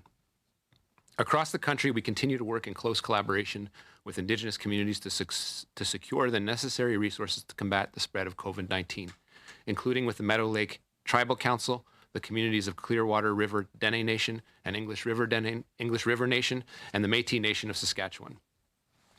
For example, in northern Saskatchewan, all frontline health services are delivered by First Nations and tribal councils with public health oversight by Northern Intertribal Health Authority. Together, we are monitoring the inventories of personal protective equipment, or PPE, in this region. As of May 8th, we have sent 129 PPE shipments to First Nations communities in Saskatchewan, including 59 PPE shipments sent directly to the Northern Intertribal Health Agency. The Métis Nation of Saskatchewan as well has utilized resources through the Indigenous Community Support Fund to support their community members with a focus on elders, food security, and PPE. We're also providing direct nursing services to 19 Saskatchewan First Nations communities and are providing support such as nursing recruitment and health services coordination to 25 communities. Overall, there are 70 Indigenous Services Canada nurses in Saskatchewan offering services to all 74 First Nations communities in Saskatchewan. I'd like to sincerely thank them for tirelessly working on the front line of this outbreak and putting their own safety at risk. But numbers don't tell the whole story. First Nations, Inuit, and Métis communities have done an incredible job in responding and preventing outbreaks. Their collective work in this is critical, and our commitment to support them and making sure they have what they need and are able to continue to protect their community members remains steadfast. Pour appuyer les leaders autochtones et nos partenaires à répondre efficacement à la pandémie, to support Indigenous leaders and our partners to effectively respond to the pandemic and protect their populations, we have announced a support fund for Indigenous communities of $305 million in order to meet the immediate needs of First Nations, Inuit, and Métis communities deal with COVID-19. Although most of these funds have already been directly transferred to communities, $15 million were also attributed for urban and off-reserve Indigenous organizations. We also announced further measures in order to support the most vulnerable, help deal with this difficult period. So we have announced $10 million for the prevention of family violence shelters on reserves and in the Yukon in order to support women and children fleeing violence, $306.8 million in funding to help small and medium-sized Indigenous businesses, and to support Indigenous financial institutions who are funding business. $75.2 million for First Nations, Inuit, and Métis students at the post-secondary level for the year 2020-2021. $129.9 million to respond to immediate needs when it comes to health, economy, and transportation in the North. We know that further help will be necessary, and we are working actively to ensure that no Indigenous community is left behind. As we are learning from past experience with responding to pandemics in Canada, and specifically in First Nations, Inuit, and Métis communities during H1N1, we need to recognize and understand that they have a higher risk of being disproportionately impacted by COVID-19. Along with better access to testing, we are acutely aware of the need to do better, more robust, and routinely collected disaggregated data. As my colleague, Minister Bennett, says, you can't mend what you don't measure. And to be frank, the data that my department provides is limited by what it's being collected. This means accurate data is only available for First Nations living on reserve and for Inuit living in Inuit Nunangat. I ask people to remember the number that I gave at the outset, and if you look at the numbers in the far north in La Loche, the number of positive cases is at about 170 plus. Of that, there are 16 on-reserve Indigenous positive cases. But given that La Loche is a Métis Dene community of an overwhelming majority, the presumption then is that the entire 179 cases or so are Indigenous. And that's a gap in the data, frankly. When Indigenous leaders, and I would add, I would pause to say, when you put that in an urban context such as Montreal or Toronto or Vancouver or Calgary or Winnipeg, that data is just not there. When Indigenous leaders and organizations are calling for better data to be collected and disseminated to them, we need to make sure they have that data. It needs to include data for Inuit outside Inuit Nunangat, among citizens of the Métis Nation or First Nations people living off their reserves, and for this to be realized, we need help from provincial governments and public health agencies. This type of information is critical not only for Indigenous communities, but for many vulnerable groups. We need to be able to put forward tailored measures to prevent any further outbreaks, as well as to expand and improve effective interventions if they occur. Indigenous-led analysis of this information is necessary to advancing culturally appropriate and science-based approaches, both with on and off reserve for First Nations and with Inuit and Métis communities. Indigenous Services Canada is playing a key role in collaboration with First Nations, Inuit and Métis partners, the Public Health Agency of Canada and the provinces and territories to support ongoing surveillance of COVID-19 positive cases for on-reserve communities. However, this data, as I mentioned, is not enough to provide us with an accurate overview of the impact of the virus in First Nations living off-reserve, as well as in Inuit and Métis communities. This is why I'm pleased today to speak to the work of Dr. Janet Smiley, a Métis research scientist and physician at the Centre of Urban Health Solutions at St. Michael's Hospital in Toronto. She's currently working, along with many other partners, to collect the necessary data that will allow for better understanding and modeling of COVID-19 cases in Indigenous populations in Canada. As part of the efforts and our efforts to support better distinctions-based data collection, we're providing $250,000 to this critical initiative to implement a COVID-19 tracking and response platforms for First Nations, Inuit, and Métis. This project will include the development of a COVID-19 consortium comprised of federal, provincial, territorial, First Nations, Inuit, and Métis partners, and their data analysis will help inform the response to COVID-19 by Indigenous communities with the support from the federal government. In the short term, we hope that our work will help mitigate the adverse and disproportionate impacts of COVID-19 on First Nations, Inuit, and Métis. They are leading the way in addressing this data gap, and I applaud them in this work and effort and look forward to the additional initiatives in this space. As I've highlighted before, on another topic, remote and fly-in First Nations communities are vulnerable during this time. The ongoing delivery of essential services, medical care, foremost, and supplies to these communities in a time when travel is limited is particularly challenging, but critical to Canada's overall response to COVID-19. To minimize the risk and exposure of the virus to community members and service providers alike, we are transporting essential service personnel and supplies via carefully managed flights that adhere to strict health safety measures on airlines that already serve these communities. The first flights of this nature took place on April 22nd. That day, 45 nursing professionals were flown to and from 23 First Nations communities in flying communities in Manitoba and Ontario. On April 27th, another 22 nursing professionals were flown to 13 First Nations communities, and 18 left the communities on their return charter flights. These charters ensure that healthcare and infrastructure professionals, medical supplies, and equipment required to maintain critical infrastructure such as water treatment plants will be able to access these communities. It also provides flexibility to support other community needs such as emergency management responses, food security, or medevac services. In addition to maintaining critical services, this approach also provides a much-needed revenue stream to airlines serving Indigenous communities, helping to support their economic long-term and short-term viability. As we face unprecedented times, nurses working in Indigenous communities continue to demonstrate their selfless dedication to ensure the highest quality of culturally appropriate care, testing, and treatment. Once again, I want to thank the First Nations, Inuit, and Métis nurses practicing in various settings in Canada, caring for patients while working to promote and provide culturally safe health care. Although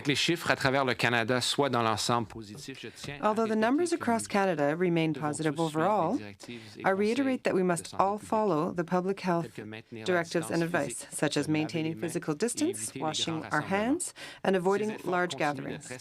These efforts continue to be crucial to slow the spread of COVID-19 within communities and between individuals. Our goal is to continue to work in partnership with First Nations, Inuit, and Métis And as provinces, territories, and cities begin to discuss easing restrictions, we will continue to be extremely vigilant and defend the unique perspective and position in which Inuit, First Nations, and Métis communities find themselves. I remain encouraged by measures taken by Indigenous leaders across the country, and I'm asking everyone to remain vigilant while we all work together so that everyone can be healthy and safe. Thank you.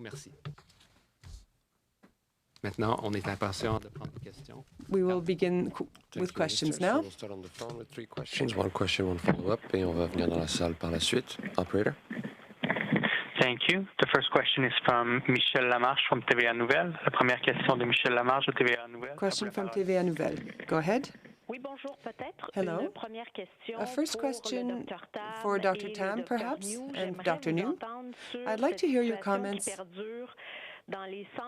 on the situation that is persisting in long-term care homes. This morning you talked about a national tragedy, no less. Are you perplexed by the fact that it remains so problematic in many of these long-term care homes, in which where authorities do not seem to have taken control of the situation whatsoever? Answer. Thank you for the question. This is Dr. New. It certainly is a national tragedy across the whole country, since we're seeing in all provinces and territories that there are outbreaks currently in long-term care homes. It's also a problem in Quebec. We know that there are challenges, even structural challenges. Sometimes in institutions there are 2, 3, 4 people per room, and it's difficult to confine people who are ill and separate them from others who are not necessarily infected with the virus. But we know that health authorities on the ground are doing everything they can to test, identify, isolate, and treat people, perhaps sending patients to hospitals as required.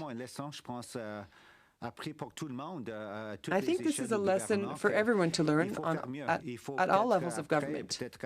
And following this pandemic, perhaps we should have an inquiry to look at how we're treating our seniors, how we're supporting them. And in other language, I'm not sure how to say it, but how we can do better in supporting these residences and long-term care homes. And as Dr. Tam and I have said, even for the staff too, because it's not just about residences, but all of these workers who are doing good work and doing their best under very difficult conditions. So we haven't found all the solutions and answers now yet, but we're looking at what's going on now. And as we move through the situation, we are providing our best efforts. And I think maybe we are beginning to see the light at the end of the tunnel. Thank you. What's happening in sort of long-term care establishments across the country, as Dr. Tam and I have said, really is a national tragedy. Many of the issues or challenges in long-term care facilities, I think, are evident. There's even structural ones in terms of, sometimes there are 2, 3, 4 individuals in a room. It's difficult to separate a cohort, sick people from the well people.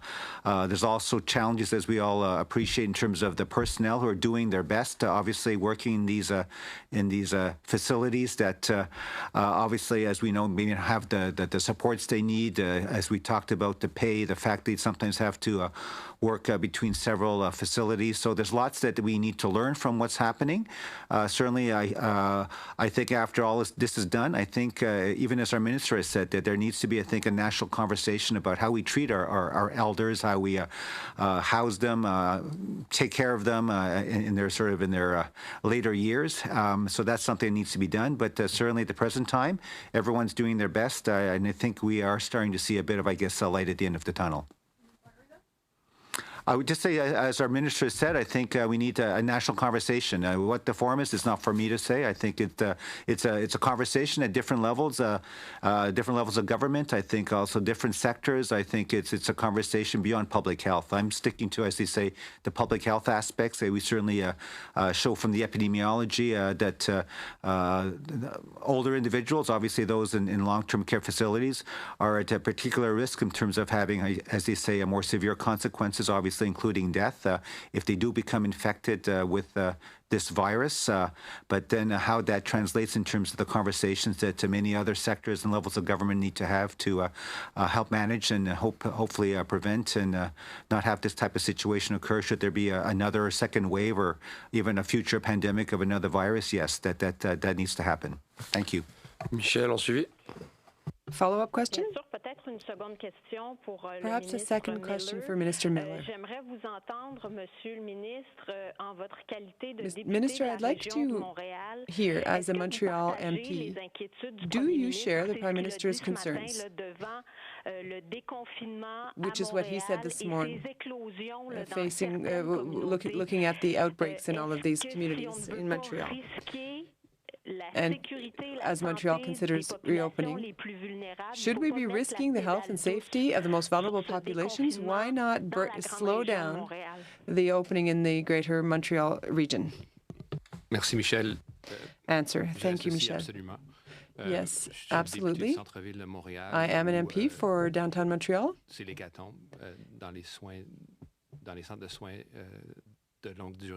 In which, of course, there are long-term healthcare homes, and the Army's been deployed. We have made superhuman efforts,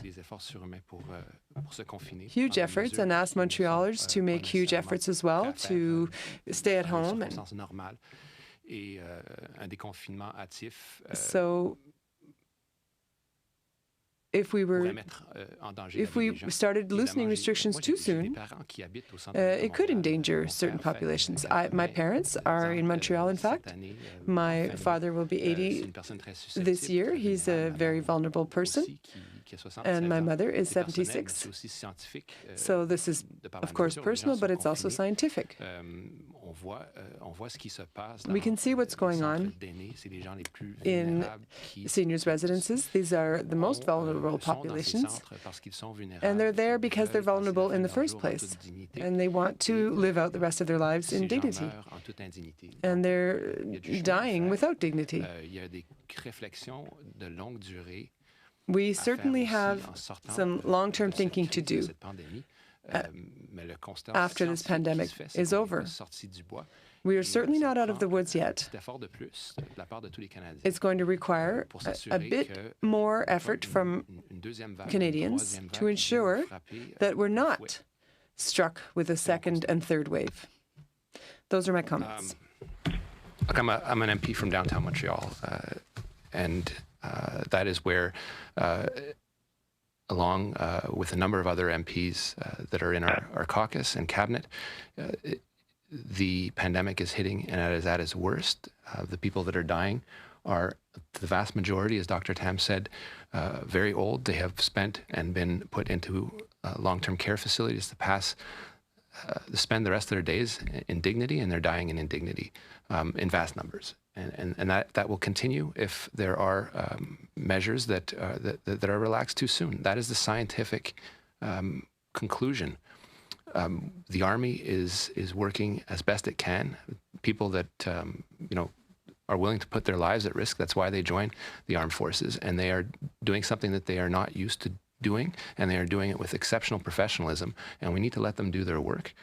We need to let the virus run its course with all the measures that we put in place, and we've asked Canadians to do that they're not used to doing. And so to relax measures in a premature fashion would just raise another question about another wave or a third wave that would come hit us harder than it should if we were to continue along the lines and according to all the sacrifices we've asked people to make and all the hit that it's had on the economy. So the issue is really to come out of the come out stronger and strong and not worrying about a second wave or additional shutdown measures. And we're asking people to do and to be a little more patient. We're not out of the woods. And if you ask any of our top scientific minds, I think they would agree. Thank you, Minister. Operator, next question, please.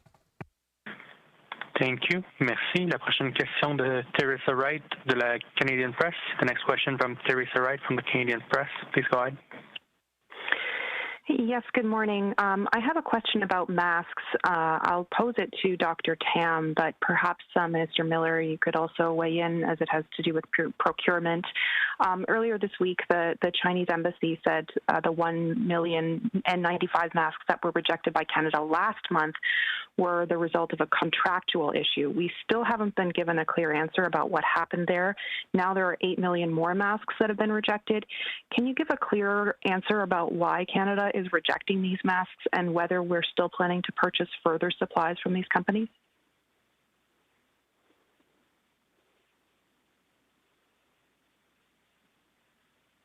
It's Theresa Tam here. I'll just start from the perspective of the agency. We conduct the testing, basically. So that's where we found that a significant proportion of these masks did not meet our standards. So, and just to say that none of them have been distributed for medical use. So that is sort of our key responsibility. And I know that the teams are working on the contracts, of course, and the supplies are looking at this very carefully. I don't personally know what the contractual issue is that someone has cited, but I think our job is to make sure that whatever goes out, it meets a certain standard. And of course, when this much product does not meet standard, you have to go back and look at that arrangement. Well, I think that's right, Theresa. I think what you've seen publicly is concerns over a number of issues that among other, Minister Anand has mentioned, which is, in one case, whether the straps were adequate. There's perhaps concerns over the quality of the filtration, whether these masks can be repurposed. When you're working in real time trying to prevent the onset of a pandemic, you make decisions. You make decisions quickly, and the real challenge is to adjust in real time when you recognize that you may not have a source quality that works, and to move on. But as Dr. Tam said, we test vigorously. I think that's something people should be glad for, frankly, as opposed to just deploying them into the public health system and encountering a lot of other headaches. So recognizing that, it's very possible. And I'm not part of these discussions. I would direct those questions, frankly, to Minister Anand. So I don't know the contractual terms in between the parties, and I can't speak to that. But recognizing that what Dr. Tam said is that we are testing and we are not deploying things that we believe are unsafe for the purposes that they were purchased for, and that's an important conclusion. Theresa, follow-up? Yes, thank you. Just on some of the comments that you mentioned in your opening remarks, Minister Miller, about a gap in data that's not allowing us to get a full picture of how COVID-19 is affecting Indigenous populations. As you said in your remarks, a lot of this is because the data is held by provinces and territories. What measures can the federal government take to try to perhaps compel provinces and territories to provide this data? And how confident are you that they actually have the data or capturing this data as the pandemic has been spreading? Well, that's two separate and very important considerations, Theresa. First, if the provinces and territories have the data, that's the easy part. And it's a question of really coordinating. And because we are moving at the rate that we are moving, it's a question of gathering that and collating it and comparing it. And having our top scientific minds work on it and draw conclusions for really two purposes. The first purpose is, as everyone knows, we've put forward some very rough approaches to trying to contain the pandemic, asking people to isolate, clamping down, asking people to quarantine, and that data is important across sectors and not just with respect to Indigenous populations, but race-based data, ethno-cultural data that's being collected, and it allows you in the short term to be able to take measures that are more targeted, whether you surround old age homes, if you have age-based data, if you have certain communities that are vulnerable for whatever reasons, you can target your response as you try to address a pandemic before you get the vaccine. And the second measure, and it is an equally important measure in the long term, is you can't do good public health policy without the data to underpin it. In order to do that, you need to have accurate data at the source. You can tease this together, and a lot of scientific modeling has a lot of projections and assumptions in it, but it is always based on a core set of assumptions based on important data collection. And so what we have is across the jurisdictions, all the provinces and the territories, that when they test someone have a different sheet with a different set of pieces of information. Now, assuming that those sheets have disaggregated data identifiers to begin with, we need people on the ground filling them out and then collecting them as they try to prevent people from getting infected. So it's a lot on frontline workers to ask them to do, but the importance that I'm trying to get out, and we're trying to get out as a team, is we need that data to be able to get real accurate information with respect to communities, get it out so that people know what the measures can be taken to address COVID-19 and how it's profiling, and then give accurate models. The other consideration, which is a very important consideration with respect to Indigenous communities, is Indigenous control over Indigenous data.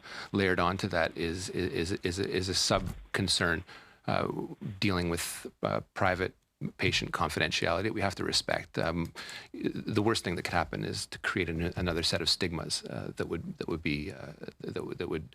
fly around, and people would judge people for no particular reason.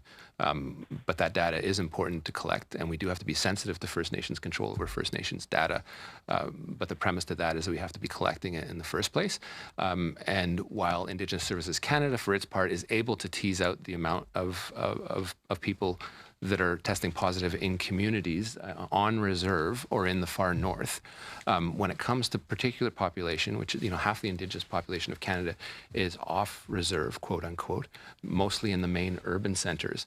And that really is the responsibility of the testing protocols of the province. And that data is either not collected or imperfect in its collection basis. And that's why we've teamed up with the folks at the University of Toronto at St. Michael's to make sure that we have a center focal point with people that know what they're doing, so that we can get a better sense of modeling. But I will hide from no one the fact that on the ground, the testing and the collection of that data right now is far from perfect. Thank you, Minister. Operator, next question, please. The next question. The next question is from Althea Raj from Huffington Post. La prochaine question de Althea Raj, Huffington Post. Hello? I'm hoping you can hear me. Yeah, okay, great. My question is for Dr. Tam and Dr. New. I guess I'm going to try this again from yesterday. You said that we need to test more. Yesterday you said that you're not hearing anything specific about the provinces and the territories not having enough swabs or reagents. So what do we need to do to increase testing? So I think, as I said yesterday, there's a capacity, but we, as a public health community, the chief medical officers feel that you have to test for the right reasons at the right place. So just upping the numbers isn't necessarily the approach. But all of them, let's just say, are expanding their testing to include people with a whole range of symptoms. That's one way of trying to widen your net to see if there's any further cases in the community, for example. You will see that many jurisdictions are now doing quite a lot of they're essentially being very low threshold in testing high-risk settings. So if it's a long-term care facility, if it's a correctional facility, if you've got an inkling that anyone is sick, test them, but also if there's a case, to rapidly enhance testing under all of those high-risk conditions is a good strategy. The other thing is that it depends on the epidemiology. And so epidemiology is changing in Canada, and those numbers will go up and down as a result. yesterday, you may have seen that in Quebec, in the area most affected, they are increasing the testing by mobilizing clinics to go into the hotspots. And that is how they are increasing their numbers. And also, Ontario, for example, is doing a systematic testing of their long-term care facilities. So those are sort of in alignment with where these outbreaks and cases are occurring, but also to widen the net in the community setting. There's also been sort of surveillance approaches, and we will be examining more of these strategies as we move into the next phase with the Chief Medical Office of Health, but also our public health laboratory networks. So the guidance, for example, in the next phase is under discussion at the Special Advisory Committee as to where else would you need to test more. But you can't just sort of indiscriminately test areas where there are no cases and for which people have no symptoms. So otherwise, you, again, get into these issues of test interpretation. But it is an area that we're very seized with in how we do expand into that. The other concept is surge capacity, because there may be other waves, and they may be waves into the future. We all got to sort of prepare for it by upping the capacity itself. If you expend a lot of tests, reagents, swabs, whatever, now in areas where there's probably not needed, you're then diminishing that capacity for when you actually need it. So this is a complex discussion where we all agree that even with 60,000, that's a good capacity, but we're not stopping increasing our supplies, resources, etc., to even beyond that, because you got to sort of prepare for resurgences, etc. But each jurisdiction may have their own reasons as to why they haven't. They've all set different targets, and their abilities and their reasons for not yet reaching those targets, for example, is diverse, I would say. It's Dr. Maybe I can just expand a little bit on what Dr. Tam has been saying. I think it's important to clarify when we've been talking about this sort of 60,000 tests. That speaks to, I think, from what I understand, the laboratory capacity. So the ability of, quote, the laboratories across the country to actually, quote, process the samples. But as we all know, there's, of course, a lot of steps in between in terms of actually, quote, getting the samples from the patients who need to be tested and then getting to the laboratory so then they can do the analysis. So what we're seeing sometimes, for example, the case in the city of Montreal is that it's not just a question of having the laboratory capacity to analyze, but it's also having, quote, accessibility for the people who need to be tested to then, quote, get the samples taken as appropriate to then be sent to the laboratory. So in that regard, I certainly we're seeing, for example, in the city of Montreal, good steps in terms of increasing accessibility with sort of mobile sites, etc., so that the patients, it's actually closer and easier for the people who need to be tested to get tested. So that's one of the things that we're seeing on the ground that obviously is getting better and better. Thank you. I'll see you follow up. Okay. We're getting, closer to the answer I was looking for yesterday. But so I appreciate that you're explaining to us what we need to do to expand capacity in terms of like who we should be testing. But when you talk about accessibility, can you outline those reasons? Dr. Tam, you said there are many reasons. Like practically speaking, how could the provinces be testing more? What needs to be done to increase testing practically? So I think that depends on the jurisdiction themselves. So a lot of the provinces that have had no cases, they've had no transmission, they're in a very different situation than some of the larger provinces who do have cases and are still dealing with some community transmission. So it depends on where you're talking about. It does have to be tailored to the individual setting. Some areas might actually have human resource issues. You need actual people to go out to test cases. So making sure you have the necessary trained people who can do the testing is one. Dr. News talked about accessibility, maybe making those testing clinics closer to where people are. We talked about the deployment of certain more closer to patient tests, like point of care testing, to the more remote communities. that's another area where we can, increase capacity as well, so that people don't have that sort of turnaround time.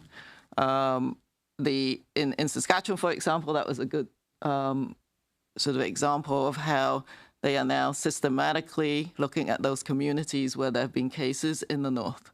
And that involved the deployment, which they have now access to, some of the sort of point of care testing capacity. And so there are a number of these, I guess, challenges that each jurisdiction has to undergo from, as Dr. New said, the moment that the patient needs to be tested all the way down to transportation and, laboratory testing capabilities. And a lot of the strategies are designed to tackle each one of these components. But it might quite well be different in downtown Montreal to downtown Toronto to Saskatchewan. Thank you, Doctor. We'll now turn to the room, starting with Christian Noël de Radio-Canada. Bonjour. Question from Radio-Canada. I have a question for Minister Miller and for Dr. Tam as well. Mr. Miller, you said about Montreal, we're not out of the woods. Perhaps we're going too quickly. Could you specify what your concerns are for people and also what it means for the future if we're moving too quickly? And for Drs. New and Dr. Tam, do you share that concern? And that of the Quebec National Institution of Public Health is saying that, which stated that if we opened up too quickly and eased restrictions too quickly, it would lead to further deaths and illness. Answer. Firstly, I'm afraid of more people dying, and secondly, I'm afraid of further outbreaks. Merci, Dr. New. Follow-up answer? Yes, this is Dr. New. Thank you. We are continuing our discussions. We're in good communications with our Quebec counterparts. And certainly in Montreal, the situation is more serious than the rest of Quebec. It's quite complex, in fact. Currently, we have a very difficult situation in long-term care homes, but it's also related to what's going on in the Montreal hospitals, because before, perhaps when seniors were quite ill, they were transferred for compassionate care in hospitals. But what's now going on in institutions with the outbreaks is that it's not a good idea to transfer them transfer them back to the long-term care homes. So they are sent to hospital. They're in beds with not much flexibility and not much wiggle room in the hospital's capacity, especially if we're expecting a second and third wave, potentially. So we need to closely look at the Montreal system and situation and do a lot of testing and tracing, because if we start lifting public health restrictions, we have to be ready to adjust as we go along, as the situation evolves. I'm not there on the ground, but I can see what the other Quebec public health authorities are doing. So maybe there's a schedule for all of Quebec, but it may be a bit different for Montreal, for stores and shops, for example, because the situation is different in Montreal compared to the rest of the province. In English, where was I starting? Yeah, the situation in Montreal, it's obviously, everyone recognizes it's serious, and it is complex, for example, because of the situation that we know is a problem in the long-term care facilities. Perhaps several weeks ago, obviously there were patients there, residents who were sick, ill, and then were transferred to hospitals in Montreal. But now, with this sort of the ongoing situation in those facilities, it's not appropriate to be, quote, transferring these patients back, and therefore, obviously, they're taking up beds in the hospitals. In the hospitals in Montreal, there's not largely say excess capacity or sorry, call surge capacity in case there might be a second wave or sort of another uptick in cases. So that's why the authorities in Montreal are watching the situation carefully. It's for sure important that you need to have a very good surveillance system, testing system. So should, as the measures of this, sort of a slight relaxation of the public health measures are taking place, and maybe there might be opening of schools or businesses, that you have to be ready to be able to detect rapidly, deal with the situation, and then maybe adjust as it goes along. And this one is for Dr. Tam and maybe Dr. New as well. But Dr. Tam, I'd like to hear you first on this. If Quebec is one of the hardest hit area, Montreal as well, and they seem to be proceeding maybe early, maybe quicker than other area. Cases seems to be still increasing. Testing is not up to par. Do you feel Montreal and Quebec is following the federal guidelines right now for deconfining, and what would you suggest they do? Well, I think from all the chief medical officers, we laid down the sort of criteria for relaxing, if you like, the public health measures, which includes the testing, the ability to do case and contact tracing, isolation, quarantine, etc., and making sure there's capacity. So all this is being evaluated by the jurisdiction every day. They may or may not change the target date according to the situation, and I think that's what they're trying to do every day. And so there has to be flexibility, and that, I think that is very clear to our colleagues that the Montreal area is different to other areas of Quebec. And they're being cautious, so some of these measures are done outside of that area. They've moved these mobile clinics into certain hotspots to get some more testing.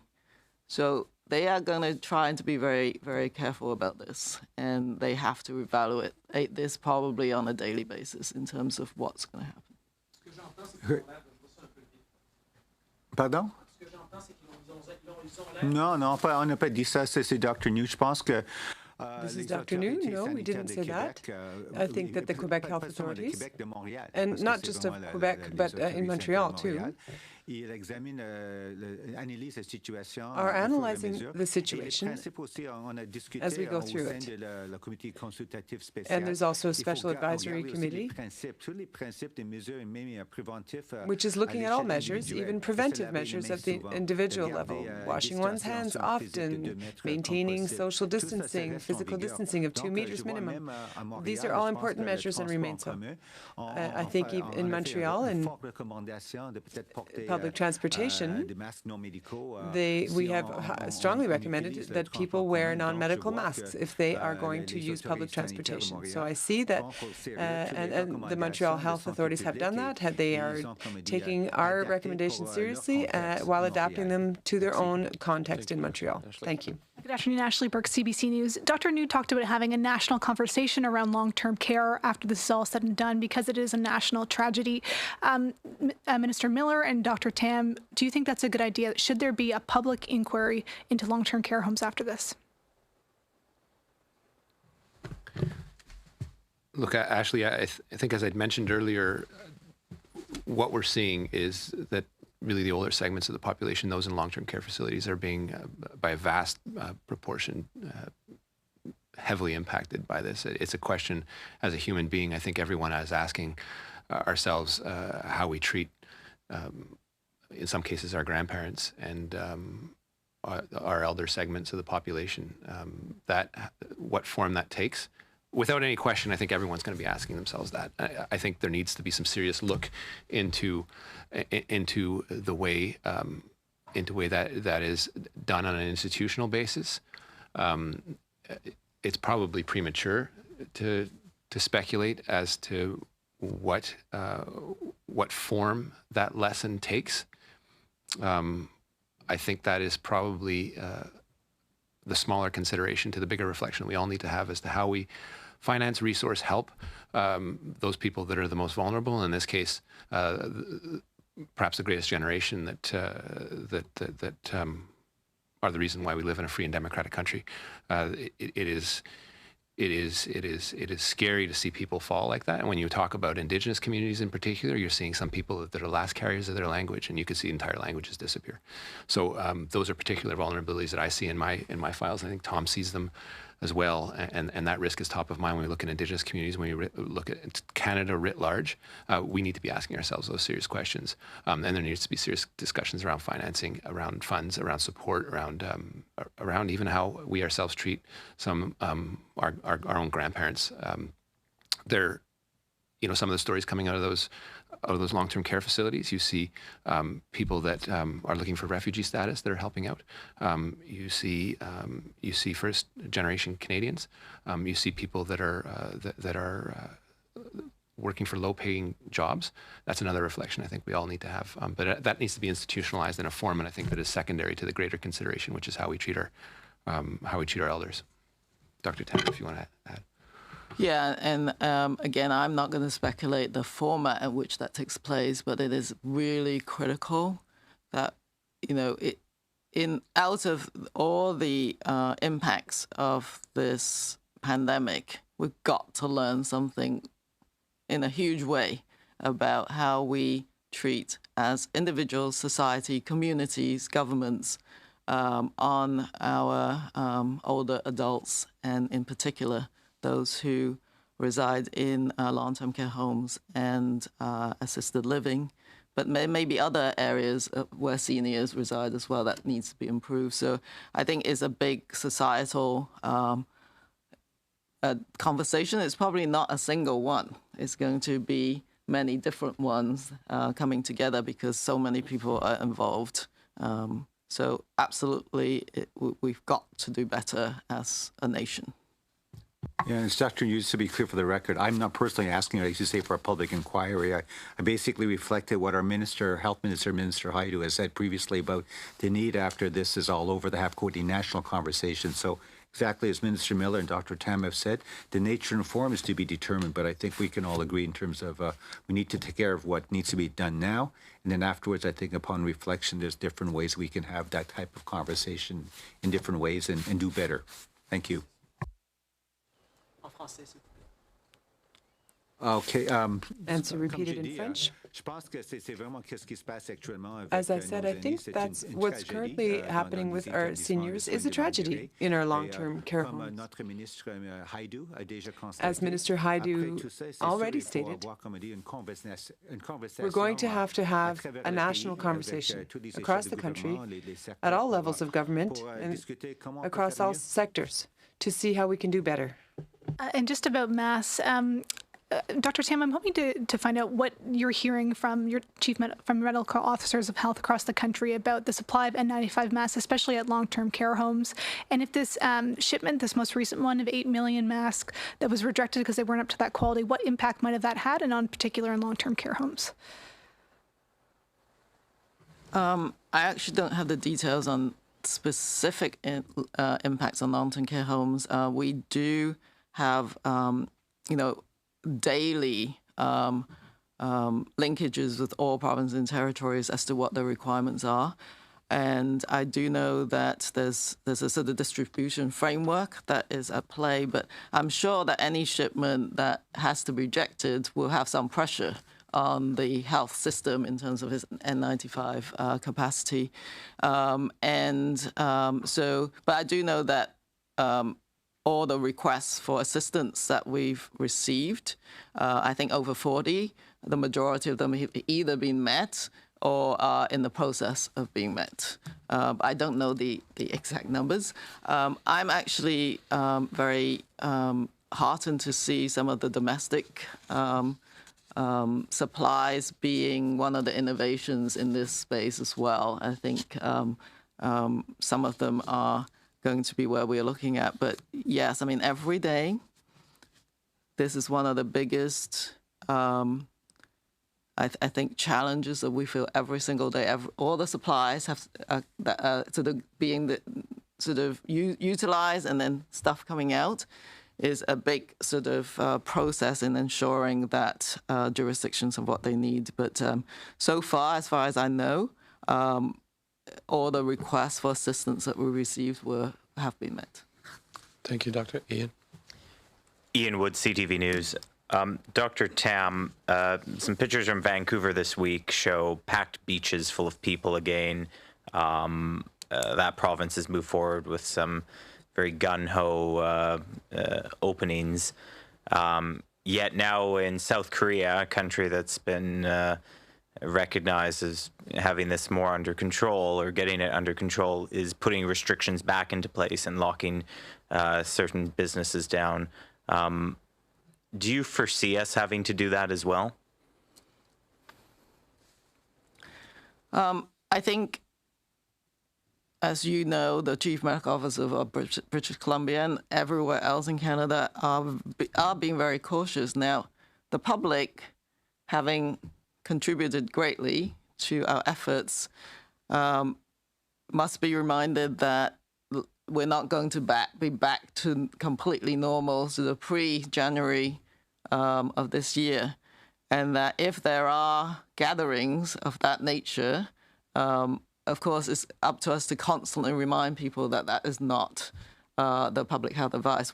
I think the advice is to go outdoors, but you got to observe social distancing measures. So it is going to be difficult, I think, because people have heard these messages for a very long time, but we still got to sort of ensure that these habits that may have been instilled continues. So that is still going to be a key part of the response.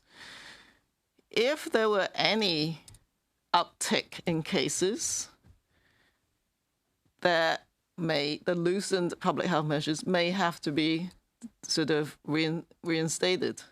We do not want that to actually happen. So I think everybody continues have to listen to their provincial or local public health officers, because this is serious. The virus has not disappeared from the face of the earth. It's still circulating in some parts of Canada. So it is something that is going to have to be a sort of ongoing behavioral shift, which is not an easy thing to do. And Canadians now are still allowed to travel between cities, between provinces. How is that going to affect reopening? If one area reopens, certain businesses, sectors, recreational facilities, and another doesn't, but people can still travel freely, is domestic travel not a risk to those areas that are reopening? So this is why you need the national linkages, because you have to share information to know where cases are. But that is true that if there are outbreaks in certain areas, other parts of Canada is going to be looking at whether there's any travel-related cases, so and reevaluate that. And so I think that is absolutely something that we have to watch for in the next phase. In terms of domestic transportation, Transport Canada, for example, has instituted certain measures, including the wearing of masks. Some jurisdictions still have measures in place for anyone traveling outside of their provincial jurisdiction.